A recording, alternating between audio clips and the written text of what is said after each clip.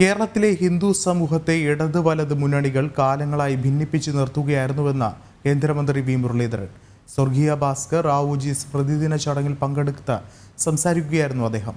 ശ്രീരാമ ജന്മഭൂമിയിൽ രാമക്ഷേത്രം ഉയർന്നത് ഹൈന്ദവ സമൂഹത്തിന് അഭിമാന മുഹൂർത്തമാണെന്ന SNDPയും NSSും ഒരേ സ്വരത്തിൽ പറയുമ്പോൾ ഈ ഐക്യത്തെയും തുരങ്കം വയ്ക്കുകയാണ് ചിലരെന്നും അദ്ദേഹം കൂട്ടിച്ചേർത്തു.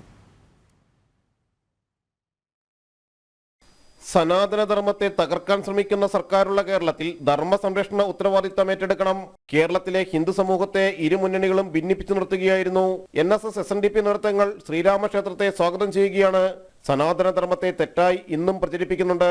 ഹിന്ദു സമൂഹത്തെ മുഴുവൻ ഒരുമിപ്പിക്കാനുള്ള പ്രവർത്തനങ്ങൾക്ക് ഭാസ്കർ റാവുജി നേതൃത്വം നൽകിയെന്നും വി മുരളീധരൻ പറഞ്ഞു.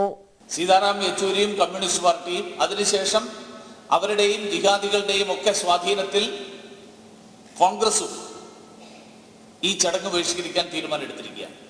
ഹിന്ദു മഹാമണ്ഡലത്തിന്റെ കാലഘട്ടത്തിന് ശേഷം NSSും SNDPയും ഒരേപോലെ ഹിന്ദു ആചാരമാണ്, ഹിന്ദു ഉത്സവമാണ്, ഹിന്ദുക്കൾക്ക് മുഴുവൻ അഭിമാനകരമായിട്ടുള്ള ഒരു കാര്യമാണ് നടക്കാൻ പോകുന്നത് എന്ന് ഒറ്റ സ്വരത്തിൽ പറഞ്ഞ അനുഭവങ്ങൾ കേരളത്തിന്റെ ചരിത്രത്തിൽ വളരെ അപൂർവമായിട്ട്, കേരളത്തിന്റെ സാമൂഹ്യ ചരിത്രത്തിൽ അപൂർവമായിട്ടുണ്ട്.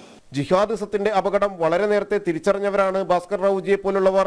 ഭാസ്കർ റാവുജിയുടെ ആശയങ്ങൾ ഉൾക്കൊള്ളാൻ ഹിന്ദു സമൂഹം നേരത്തെ തയ്യാറായിരുന്നുവെങ്കിൽ ശബരിമലയ്ക്ക് മാലയിട്ട് ഇടയ്ക്ക് തിരിച്ചുവരേണ്ട സ്ഥിതി ഉണ്ടാകുമായിരുന്നില്ല. ഭാസ്കർ റാവുജി സ്മൃതിദിന പരിപാടിയിൽ RSS പ്രാന്തപ്രചാരക് S. സുദർശൻ മുഖ്യപ്രഭാഷണം നിർവഹിച്ചു. ജനം, കൊച്ചി.